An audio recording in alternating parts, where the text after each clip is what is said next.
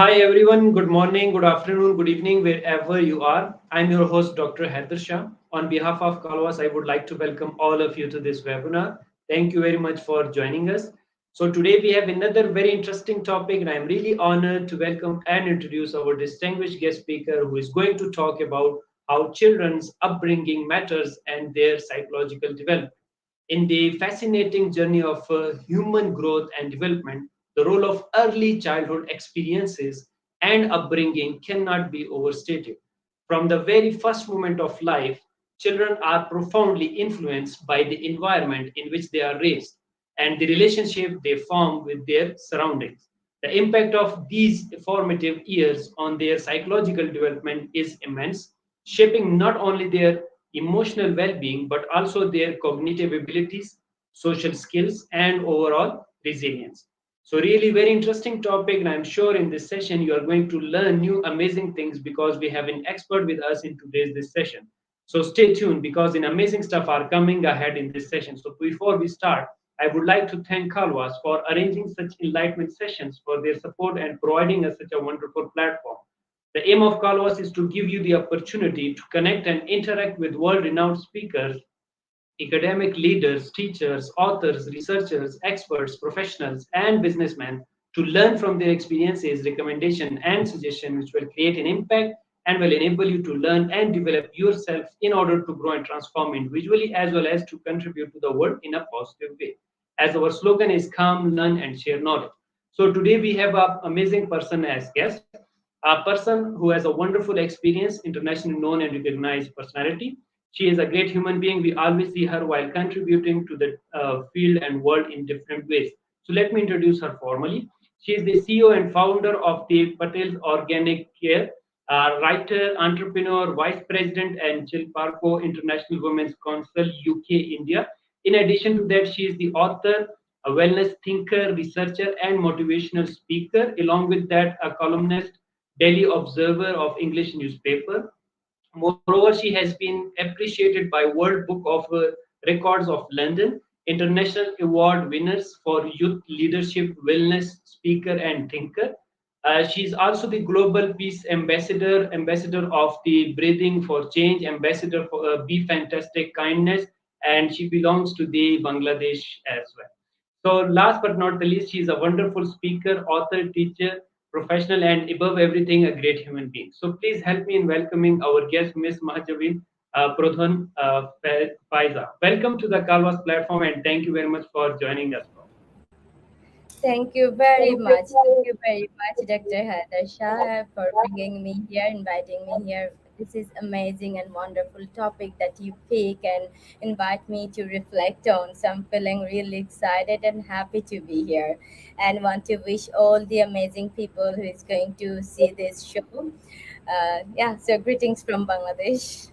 Yeah, thank you so much. It's really pleasure to have you with us. A soft reminder to the audience that she will be presenting and she would leave time for question answer session at the end of this.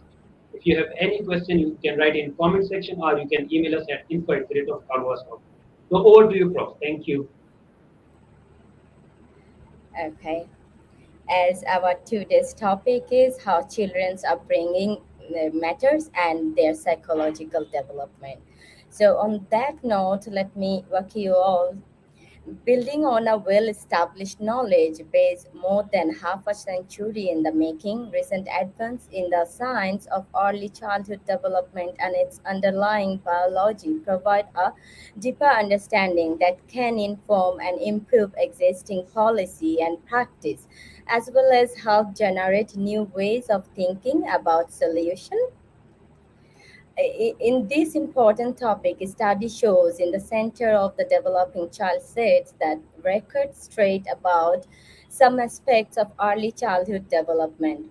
In a nutshell, parents are the best teachers of every child. Kids learn more values, manners, disciplines, everything from their home.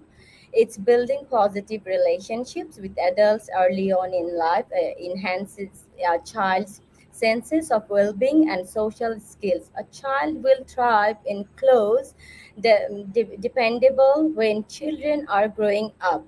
Positive parenting improves their cognitive, social, and problem solving skills. We need to emphasize on this. So, positive parenting also affects their response, provide a foundation, skills for their beliefs. During the development from an infant to be an adult, a child goes through several phases, provide a foundation for their beliefs.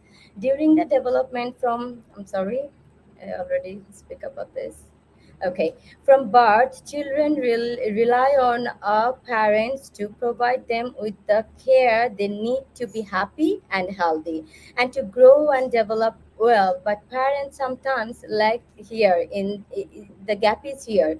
A critical factor in child development is that children receive nurturing care. Nurturing care ensures a child's environment is focused on their needs, health, and emotional well being. So, now here is the most important part of a child upbringing to ensure its healthy environment. And when parents like to provide it, create a giant hole for the child's minds, in back, they cannot express, but they go through that darkness and fear. Now the question is why parents create such unhealthy environment for kids, because if you look around you will see some parents actually like huge gap to communicate and provide them proper time, good time, quality time. So when they are not responsible, and how come they even want to become a parents, that should be a big question. Because if we are talking about upbringing and their mental psychological development, before that you need to go back a little bit. So let me go to the next page. So yeah, so part of the child upbringing and psychological, mental, physical, emotional, analytical development basically comes from their upbringing, which starts from parents, close relatives, family, and the caregivers who always there with them. So now, in my observation, it happened most of the time when both the parents aren't respectful, caring, loving to one another. Because children cannot say it, but they can understand that behavior of both the parents. When they are not in a loving relationship, that affects so badly to the kids. It ruins their mindset. In deep down, they are always insecure. They don't see the example that should come from their parents, how to behave, what sort of words to use around them. So this unhealthy lifestyle of parents affects the child's upbringing and their behavior, psychological development most of the time. If I say it's in our okay, if I say it from our Asia context, you will see most of the marriage happens by the idea and choice of parents. So at some point that we are stuck, that yeah, we need to obey our parents and need to get married and I have to look forward for family and generation. But we are missing one part, because if you are doing something just sake of doing, because out of that journey you are giving birth to a life, you're bringing a life to the world. So it comes with a lot of responsibilities. It's not only just giving them food or providing financial support. It comes with moral values, understanding, empathy, affection, care, love, and giving a good time. Now another point here, when people say that women has to be go out there and empowering to sit in a chair and they will provide a quality time, you need to understand, when a child born from 1 year to 8, this is the prime time for their mental development. Whatever that person is going to become when he or she turn 15, 18, 20, that development, that foundation is going to be established within this time frame. So if parents doesn't acknowledge this, there is no point, and all this other awareness that we're gonna do in future, those therapy with psychological treatment, it is going to be very lengthy and unhealthy for the kids future. Therefore, focusing on this prime time would be the good decision for every parents if we really want to care for their psychological mental well-being development. So, okay, I already describe here. Let me So, if we are talking about children upbringing and psychological development, we must have a beautiful, loving, and responsible parents, and all should be mindful about it. So, the proper upbringing comes from parents, family, relatives, and healthy environment. So, here we all need to play a good role. Even in school, anywhere they are going, so everyone should be aware of how to treat a child, what sort of language and terms they need to use. Let's get back to the main point, the experience children have early in life play a crucial role in the development of their brain. So, exposure to positive factors, especially stable and responsive relationship with parents and other adults, and safe and supportive environments, promote positive development. And and an independent ideology can be derived from all this for a child to develop a proper steady mindset. From birth to year 8 is the prime time to build a child's foundation, and which comes from the upbringing. It has no other alternative. So, if we really want to focus on their proper, beautiful upbringing and their psychological development, these are the main area that we all should be working on. So, second point I would like to discuss, that is why psychological development is important in children. Understanding the normal and abnormal psychological patterns of a child can help parents understand how to best communicate with them, to connect with their child, teach their child coping mechanism for managing emotions, and help their child progress and thrive in each new development stage. We'll shed light on few points here. First, because sometimes you will see, as I mentioned earlier, that why environment of family and parents' behavior matters, because our brain understand the language of sound. Brain doesn't understand the language of I'm speaking Hindi, Urdu, or Bangla or English, and along with that, brain understand the intonation of your speech, whether you're shouting with anger or rudeness, or you are saying something loud with love. So that connect the kids. Maybe they are not very they don't know the right words to express, but in deep down they develop that confidence, with their adults. So, development is a highly interactive process, and life outcomes are not determined solely by genes. So, this is when I mention this, there are a few percentage a person or a child can inherit from the DNA of their parents, godfather, or anyone from the family. But other factors basically come from your lifestyle, your understanding, how you approach, how you behave. So, the environment in which one develops before and soon after birth provides powerful experience that chemically modify certain genes in a ways that then define how much and when they are expressed.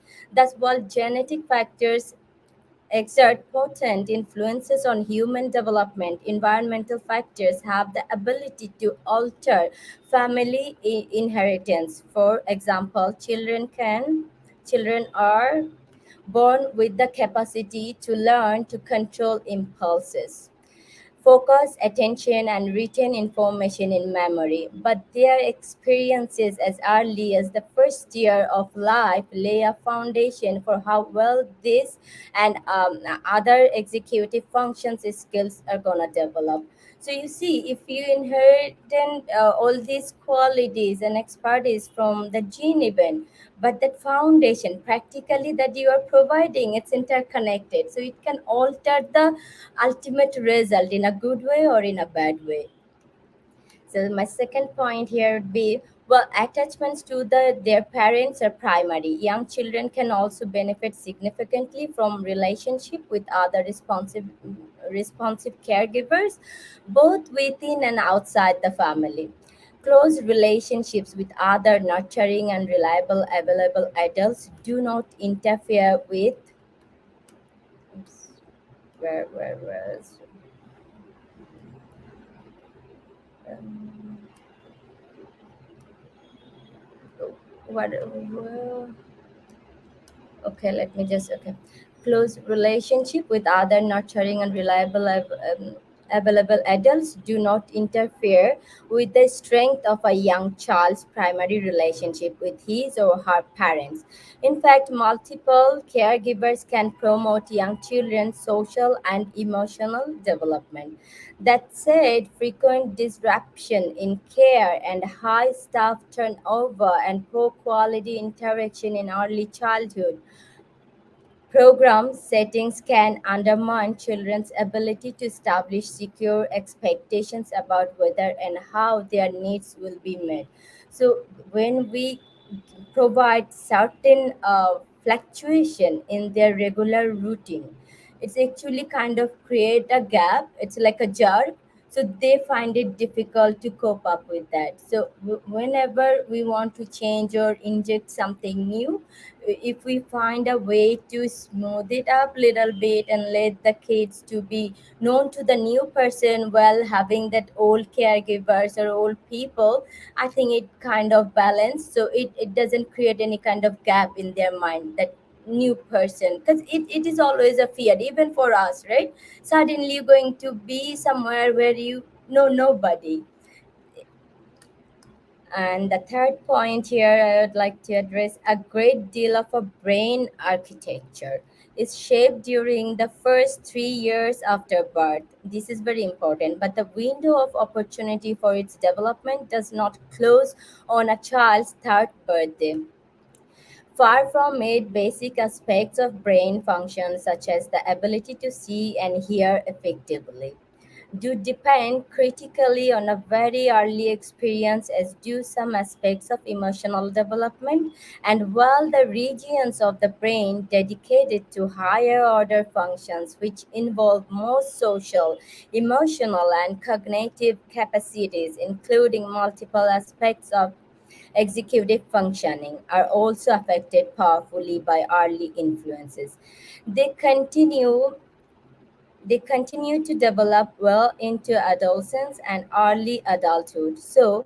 To although the basic principles that earlier is better than later generally applies, the window of opportunity for most domains of development remains open far beyond age 3, and we remain capable of learning ways to work around earlier impacts well into the adult years. So you see the 1 to 3 years, how advanced kids are learning, how advanced they are grabbing things. That's why these are the prime time that family, parents, school teachers, caregivers, everyone has to be very well known about the fundamental of how to raise a child, to, to provide them and to allow them develop their proper psychological development. Number four, severe neglect appears to be at least as a great threat to health and development as physical abuse, possibly even greater.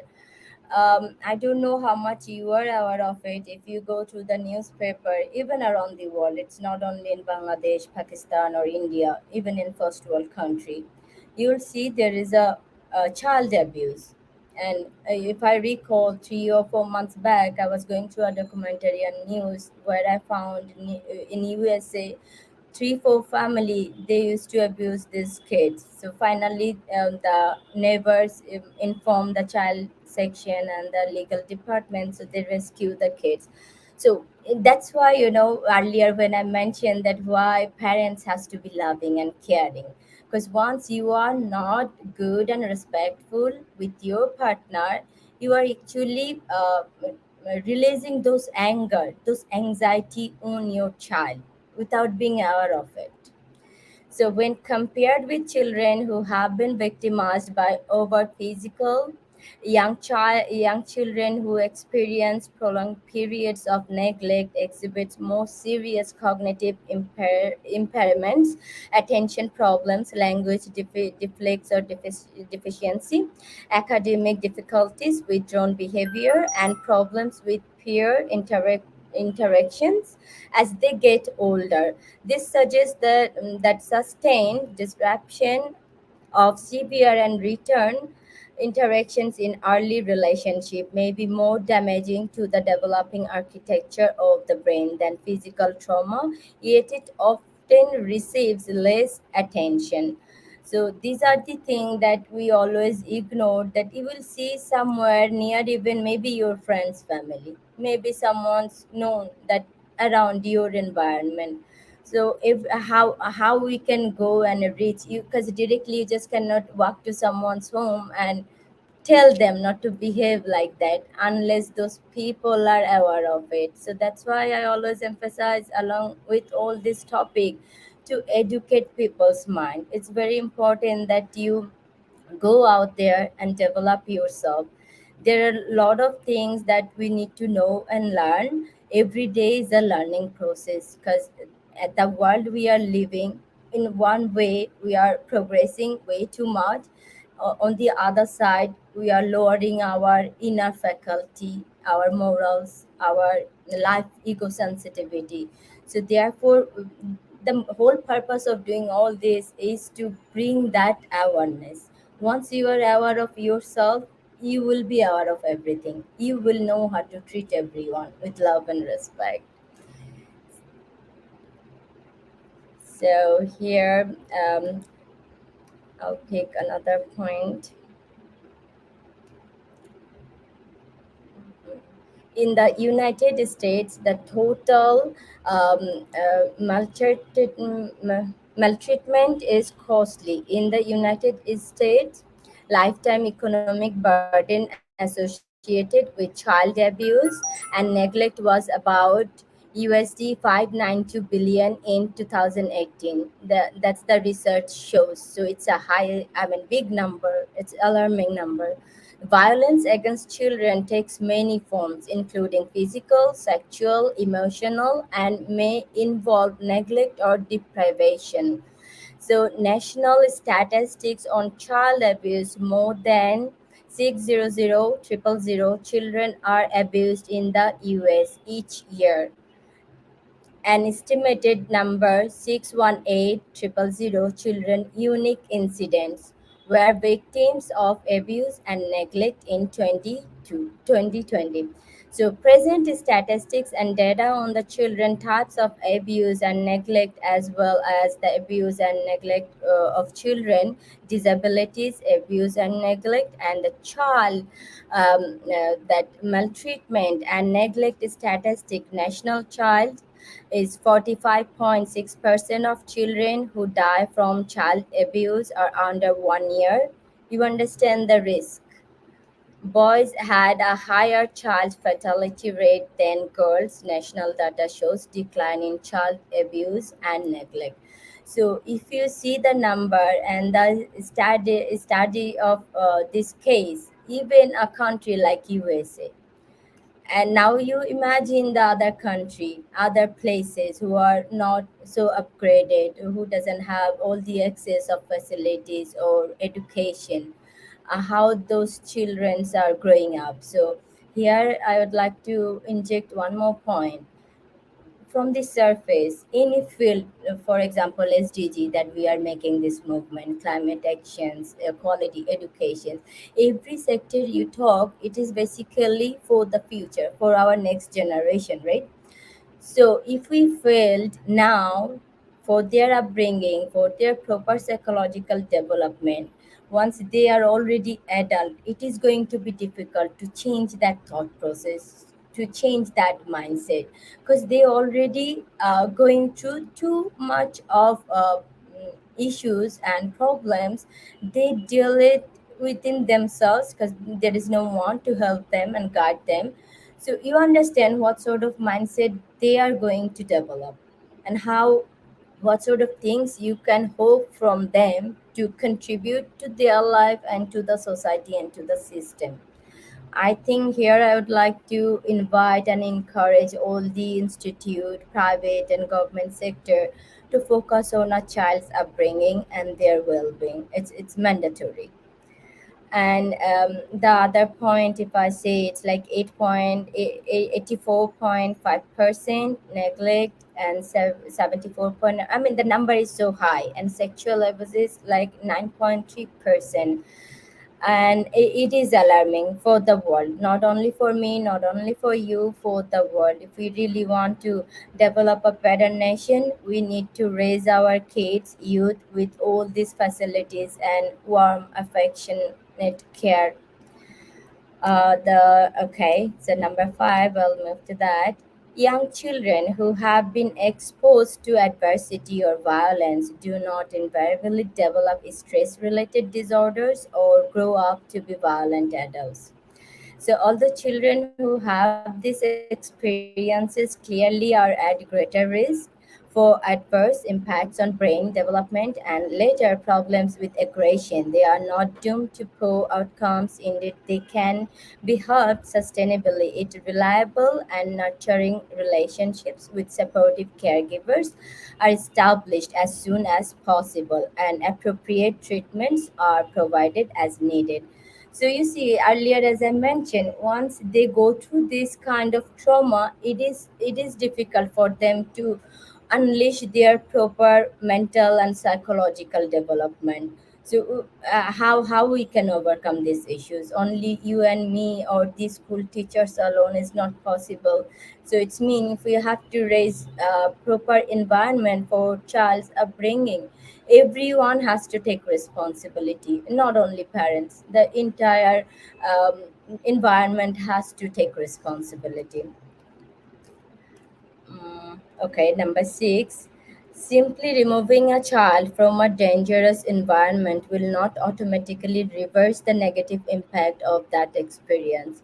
So, if some parents or the adult witness or figured out the child went through something, and they try to move that person or the kid and provide extra care and all, sometimes it doesn't help immediately. It doesn't help. The trauma actually gonna drag them into that darkness, that fear. So once you uh, with that age, how a person can navigate, it's not possible. Being an adult also, for you, when you face certain problem and issues, it's difficult. You need some time to process, then you navigate within yourself before you express to somebody else.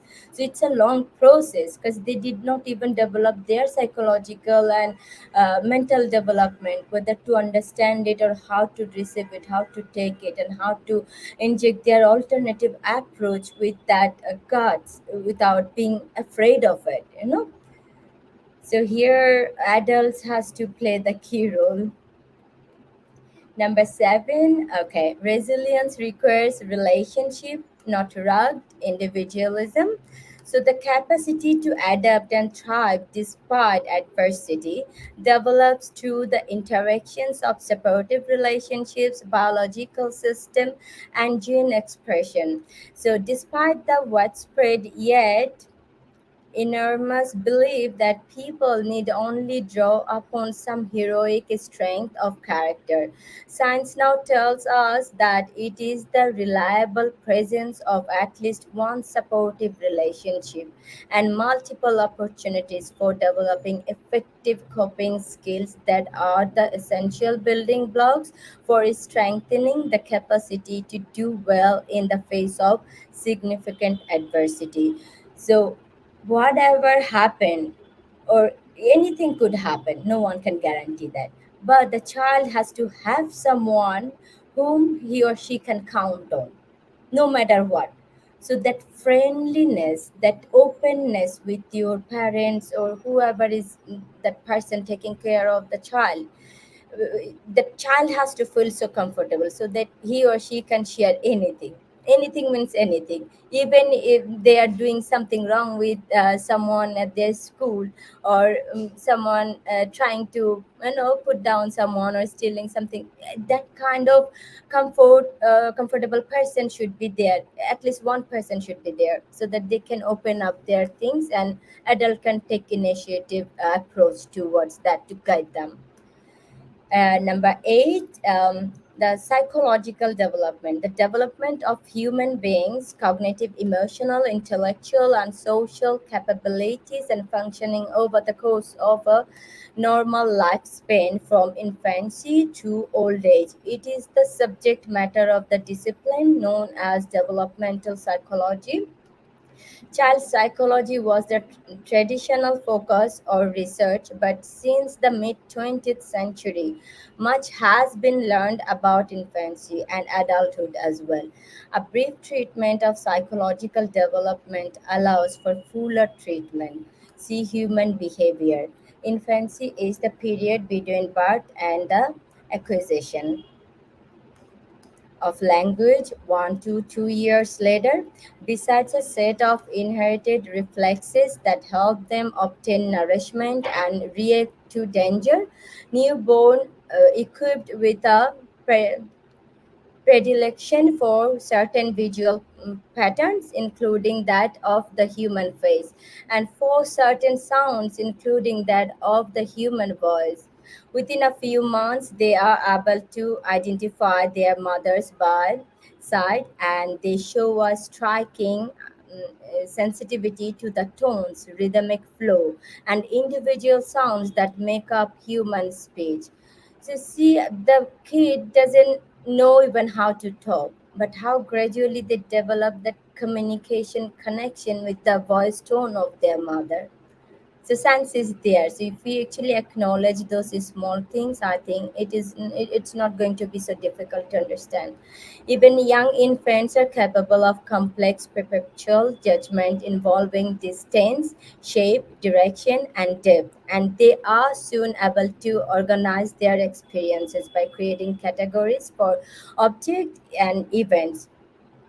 For example, furniture, food, animals in the same way older people do. So after, I think after 1 to 2 years, if after 1 year, kids understand all this. The food, the toys surrounding their bed, and all how they started developing their own judgment. So once they are comfortable in their environment with their parents, and they can do whatever they want to do because they don't have any limits. Our kids are quick learner. Anything you're gonna do, they will grab, they'll capture this idea, and they'll try to repeat. That's why everything goes to parents in the home.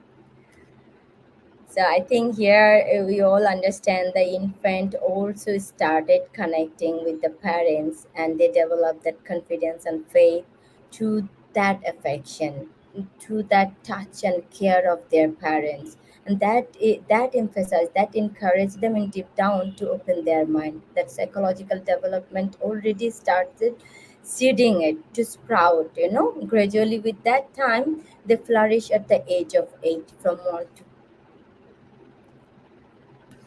Mm, So here, slightly, I will briefly talk about the child development.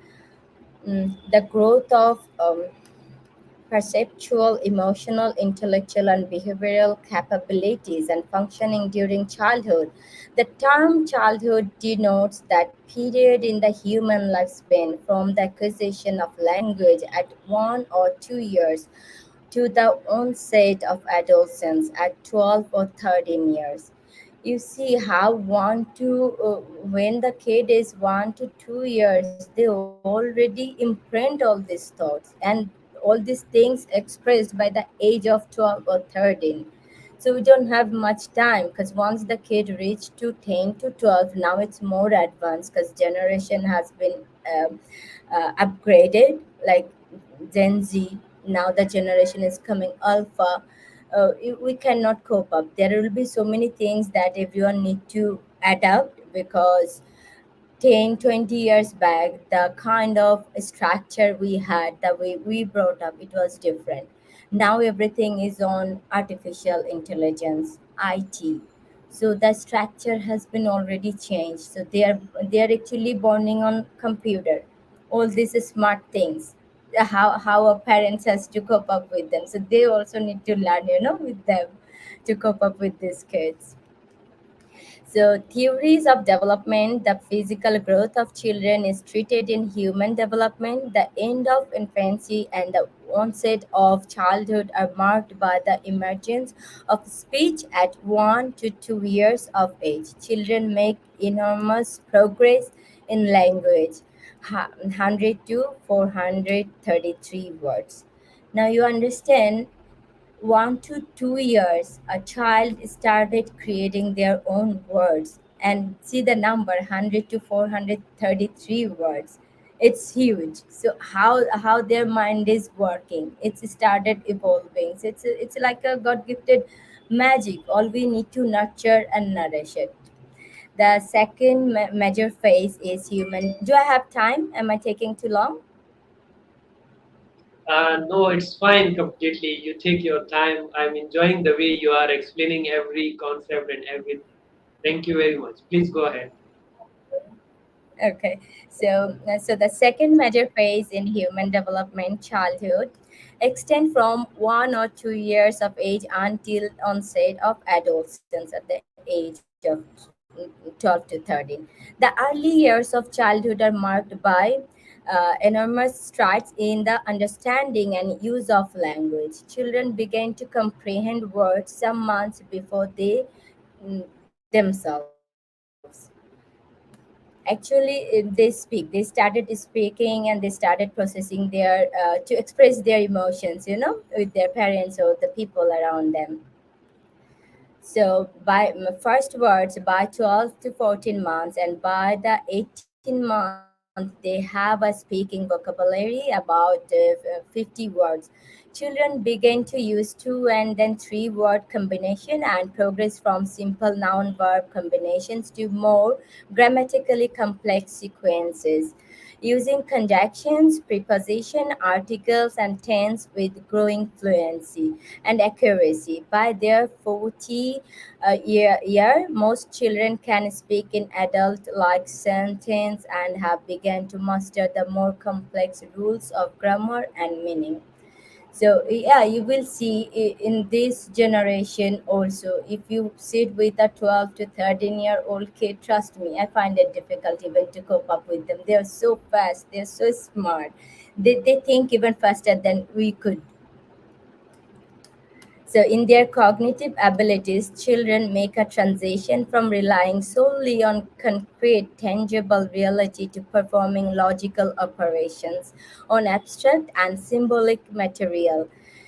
Even 2-year-old children behave as though the external world is a permanent place, independent of their perception, and they exhibit experimental or goal directed behavior that may be creative and spontaneously adapted for new purpose.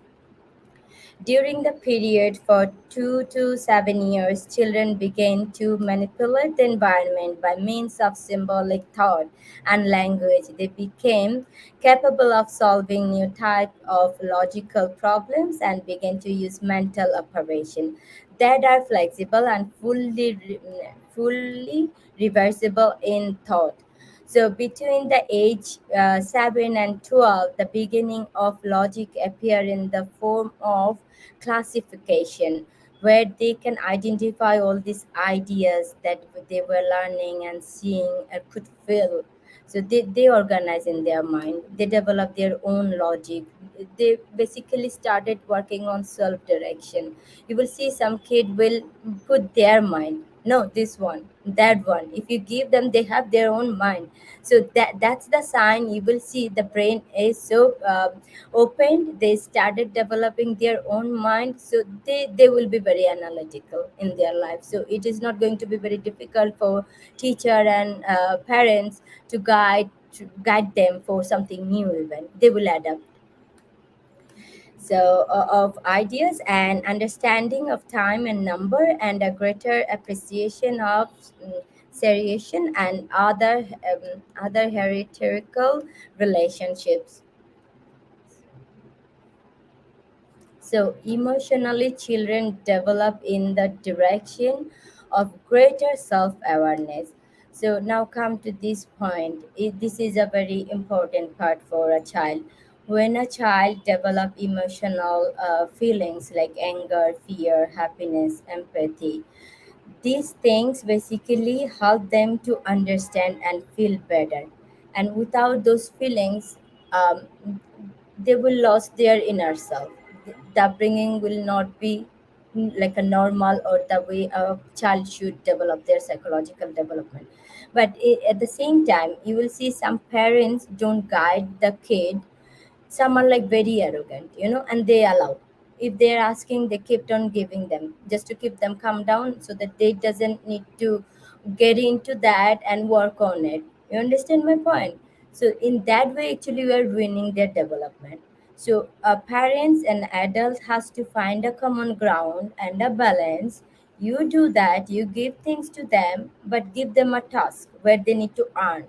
That's where they will use their own mind. Okay, if I need it, if I want it, I'll get it if I go through this process, or if I accomplish this task. So these are the mindset parents should have with their kids for their emotional development. Because if a kid fail to develop their emotional feelings, and they don't know how to cope with them, it is going to be very problematic for the kid and for the family and the parents. And I think this is enough here.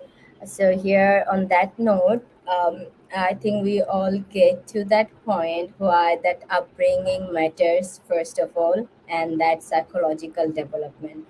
Because I'll pick few point here as an example, because as I observe and do analyze all these things, I have seen people where they treated their child like a doll, never allowed them to do anything by their own. So in that kind of love actually is not love, it's an obsession. And this obsession can paralyze the child, because at the age with that time everything will grow in their way, because the inner hormones are changing. So their mental, psychological, physical, emotional things are also changing. But you keep on treating them like that 4 years, 5 years kid, they're not gonna grow. So at some point when they turn adult, and that fear they have always will carry for towards their parents, they just need to obey whatever they are saying. So here I think parents and child both need to work, find a common ground, and be respectful to one another, and let them flourish, let them grow. And due to this kind of behavior, most of the child are getting into frustration. Then this frustration are leading them to depression, and from that depression, most of them are getting into suicidal. This is that people doesn't talk about, but this is a main problem, it's a core problem. And depression is a very difficult situation for a person to get rid of, or to find a cure right away. So if you are always depressed with yourself, you will cause problem for yourself and for others. So I think, yeah, everyone should be mindful about the bringing, and all the adults should take it in their concern to understand and set things free with much more, awareness. So yeah, I would like to end my conversation here on this topic. Thank you. Thank you very much, Prof. Faiza. Really, I enjoyed this session and the way you started it from a wonderful reference. And then, very nicely, you have talked about the role of the parents, which are very important, and the role that they play with each other. For example, the partner's role. You have very significantly highlighted that, yes, if their relationship among themselves are fine and healthy, so definitely it will have a positive impact on the children. And I believe this thing that really it will have a positive impact if the parents have a good understanding and having a healthy relationship with each other. And very nicely, you have talked about the role that how parents can nurture their children in a positive way, and you have very nicely related the SDGs with it as well, the role of the education, the climate. And I love the way you just talked about that we need to educate the people and we need to create the awareness regarding the psychological development of children and what are the important things in that. And so many things you have already addressed in your wonderful presentation regarding the resilience, regarding the values, and what steps needs to be taken. These kind of important issues and important points we have highlighted very nicely, and I thoroughly enjoyed this session, not only just because it was the way you were explaining the thing in a good way, but it was a very much visualized that we can see the document and we were reading it. And very nicely you talked about the different incidents that took place, and you came up with the facts and figures that in which country, what kind of things happen, and these are the alarming situation for us to be careful. And last but not the least, you also talked about the teacher's role and the overall psychological development of the children, that what needs to be done in order to understand that. And I love the way you talked about the different ages from 1 to 3 years, and then the 10 to 12 years, and different things we need to understand. And I think these are the small thing, but it matters a lot that if we are aware of it, because this topic is very important, and sometimes due to the parents' negligence, it happens that they, for example, you just talked about the child, that how we are going to behave with our child, whether we are going to protect them a lot, or we are giving them a lot of freedom. And you will nicely have given the example of the that for example, if we want to give certain things to the children, we must relate it to the certain task, that if they achieve certain tasks, only then we will give them for emotional development. I think these are the small tips and recommendations which our audience are looking forward. And very nicely, you have performed this job, that you uh, just shared these kind of stories and these kind of things to educate our audience from around the globe on this wonderful topic. So, in a very short span of time, you have covered and you have educated our audience a lot. Thank you very much for such a wonderful content and your wonderful explanation. Thank you very much for having me. I really Thank loved you. it. Yeah, thank you so much. And now there are certain questions which needs your explanation and illustration. And if you allow me, should we start with the first question, please? Sure. Yeah, thank you very much. Okay, the first question we would like to ask.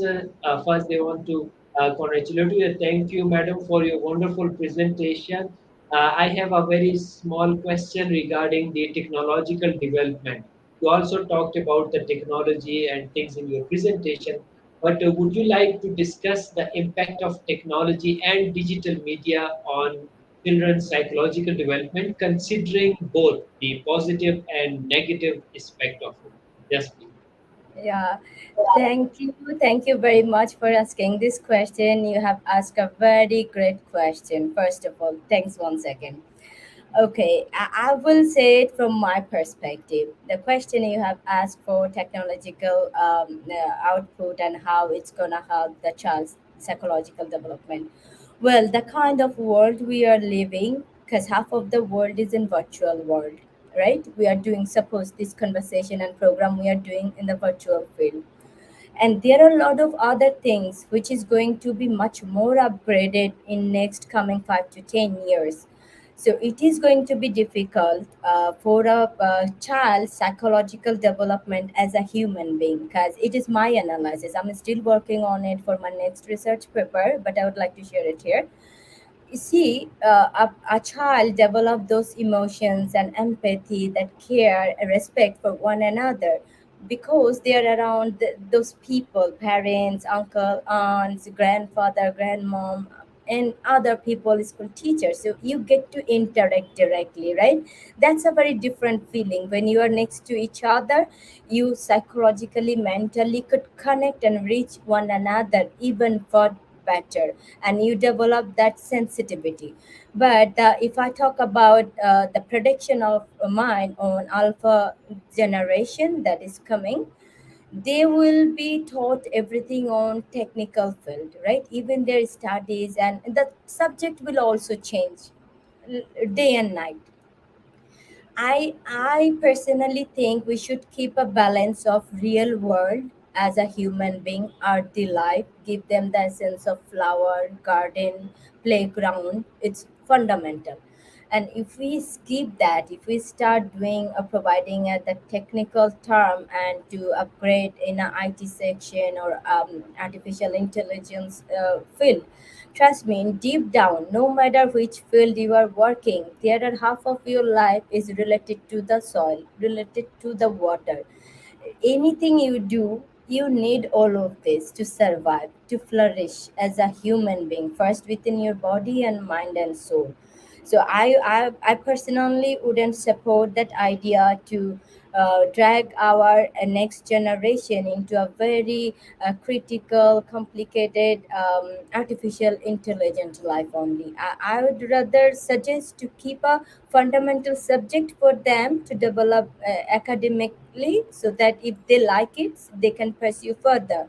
If they don't like it, they can go for agriculture, they can go for medical science, they can go for social science, anything they would like, even music, art, painting. So we should not focus or totally give in ourselves to the artificial intelligence. We just need to keep 50% balance. And artificial intelligence we should use as a supportive tool, so that we can save the time and the manpower. So Wow. yeah, I hope I give you answer. Yes, thank you very much. Very elaborative answer, and very nicely you have quoted that we need to achieve the balance between. And technology does have a very important and significant role. And nowadays we cannot live without the different technological tools, and we have to use it smartly. So that would be the great thing. And by using smartly, we means the balance between that, how it is going to have a productive contribution towards your life. So thank you. And now, yeah, thank you very much. And now another very interesting question they want to ask. First, they have made a comment and they said that thank you for your wonderful presentation. And now I would like to share my own story with you that I'm a parent and I usually communicate my values and cultural related things through storytelling. And you also talked about that the parents are the primarily responsible for upbringing of their psychological development of their children. So please share your views regarding the storytelling, because my method is the storytelling. How do you see the storytelling method, and giving them the books for reading as well to develop their emotional intelligence, as well as the understanding regarding the values of the family and the society. So please you share your thoughts on storytelling method. Yes, please. I think very Okay. important question you have asked. Actually, you asked me a very very important question. I guess I missed that part to share. But as a parent or as a grandmom, aunt, anyone at home, storytelling is a key element to flourish and give them an environment of a world. You know, along with hope, along with dream. See the when we was kid, was like waiting when everything is gonna be done, and mom is gonna read us the story or grandmom is gonna read us the story. So story gives them hope, and they can connect and relate, and they develop a psychological development even for better. They create and build imagination. So if a child can build that skill within themselves, where they will have the power of imagination. Suppose you're reading a story of Cinderella or anyone, right? They pick a point why she has to go through this. They question. You will see they will ask you question. That's how you will get to know they are getting it. So you're feeding their mind so properly with fine arts, with beauty, with culture, with ambience. Well, I don't think it could be there could be any other alternative. On top, you are making a good habit of books, reading a book.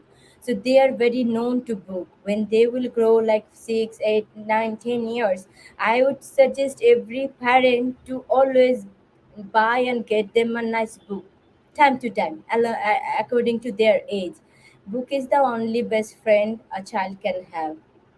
So that is wonderful thing that you are doing. I will advise and suggest that you share with your friends and every parents that they must make some time at least every day, even if it's 15 minutes. Read a story to your children. Wow, very nice, and thank you very much. I think you have given a wonderful message that please provide books to the your children at any age which they are, because books are the best friends and they can guide you in a very wonderful way. And you have given example of the Cinderella and how it is related to the curiosity and to spark the questions in the mind of the children that what is going to happen next. I think these kind of things can help us in the better upbringing of our children regarding their psychological development. Thank you very much. And since we have the time constraint, one last question.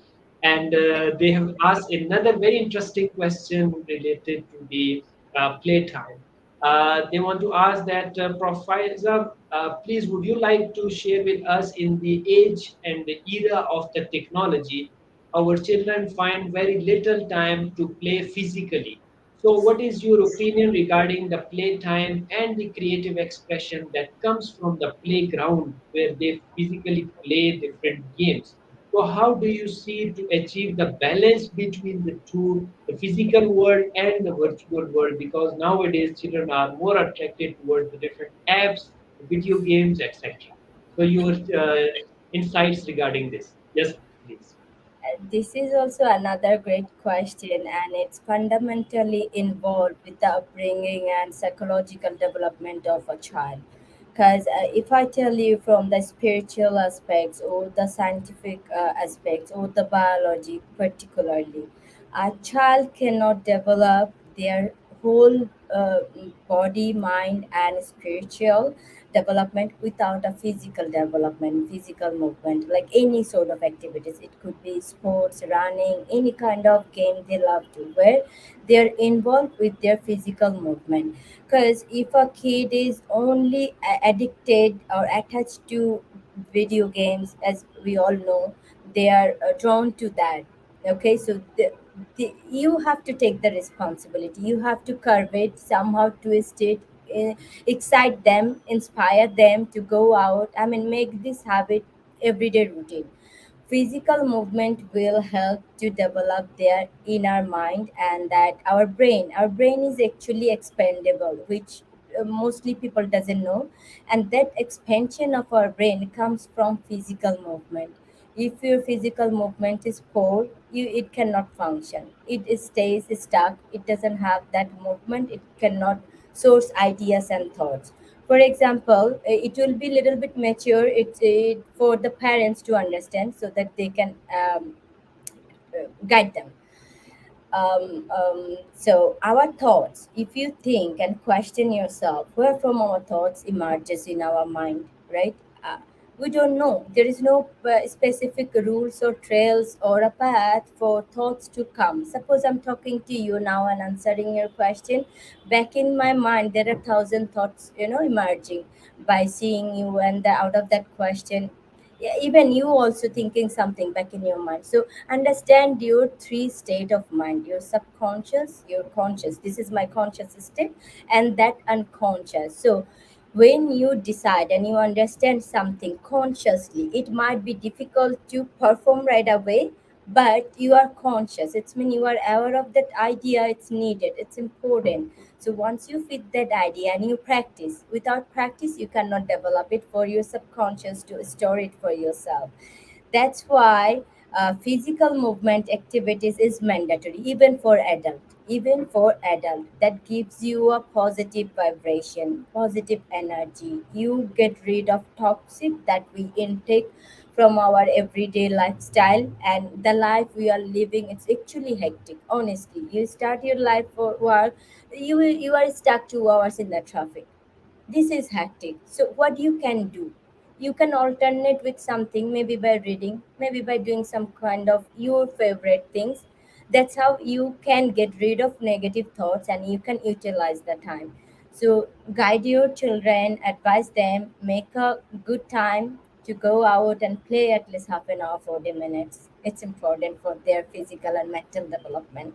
And IQ, even IQ, that helps to, sharpen their IQ. No, wonderful.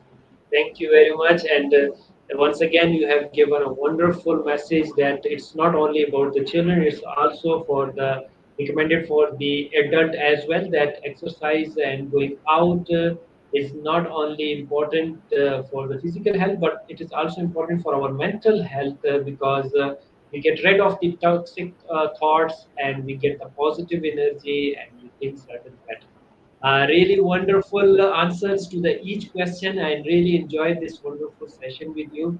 You shared a powerful content and you explained in a wonderful way. I really enjoyed this session thoroughly. This was a great session with you. Thank you very much for sharing your wonderful insights and knowledge with our audience from around the globe. And at the end of the session, we ask our each guest regarding their message to the world. So, what is your message to the world as a speaker, author, teacher, researcher, trainer, learner, and educator? Yes, please. Okay, thank you for giving me this opportunity to share my thoughts with all of you. First of all, if you see the background of me, I'm like more than in one field. So it sometimes it sounds weird, but I will share this with you all because my whole purpose when since I was kid, it was to unleash my 100% potential, to know my capacity. And I don't believe in fixed kind of things that rule based. I prefer principles where you can use your mind, where you can use your own creativity. So that is one reason. And the most important thing, of course, we need formal education to gain expertise and knowledge on any subject and all. But to live a fulfillment life and to understand the purpose of your life in this life, if you really want to know yourself much more better, you have to take that inner journey, your inner wisdom journey, and that comes from your self development. And when we talk about self development, it has to come from all the aspects of life, not only one subject education. You have to understand all the aspects of life, from your social context, family context, academic context, and career, the children, everything is interconnected. So, and mostly yourself, your personal self, and your spiritual self. So people get confused to when I say to know your true self. Especially, I don't mean like you are a professor, you are a doctor. When I said it, like, knowing your true self means you are aware of your strength, you are aware of your capacity and capability, you are aware of your fear and your weakness. And after you know all this, no, nothing can stop you. If you want to do something, just you will curb certain idea, you will inject certain new policy and strategize it for yourself to overcome and reach out there. So yeah, apart from formal education, educate your mind. That's what I want to emphasize on. Educating mind is so powerful. Any field you go, you will shine like a diamond. So this is would be my message to everyone. Thank you very much for what a wonderful message you have given to the world. I really, once again, would thank you for this wonderful presentation and wonderful content which you shared with our audience.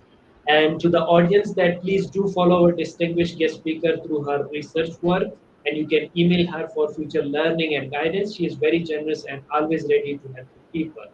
Moreover, wonderful explanation and powerful content which the great speaker has already elaborated will help you to learn and develop your understanding regarding this subject of psychological development of the children. Uh, take the advantage of all the information, important tips, and suggestions shared by an expert. So that's all we have time for today. And thank you once again, Prof. Faiza, for your wonderful time and sharing your wonderful insight with our Thank audience. you very And much. Thoroughly yeah, enjoyed it. Thank you very much for having me. thank you so much. And I would like to thank our audience who joined us. If you have any additional question about information shared today, please email us or connect to the speaker directly through her social media account. Thank you all for your support and liking our session. Stay tuned as many sessions are on the way. Please do not miss any session.